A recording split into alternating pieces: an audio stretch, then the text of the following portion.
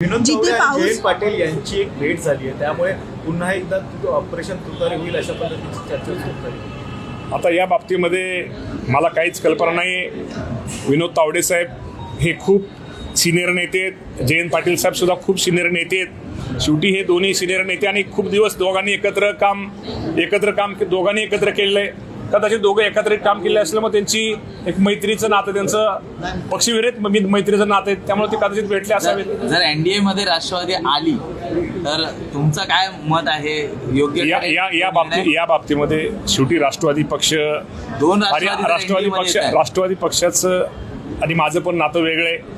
निश्चित प्रकारे मी आता ह्या बाबतीमध्ये जो काही निर्णय घ्यायचा असेल तो आमच्या प्रमुख सुनेत्राबाई पवार आहेत.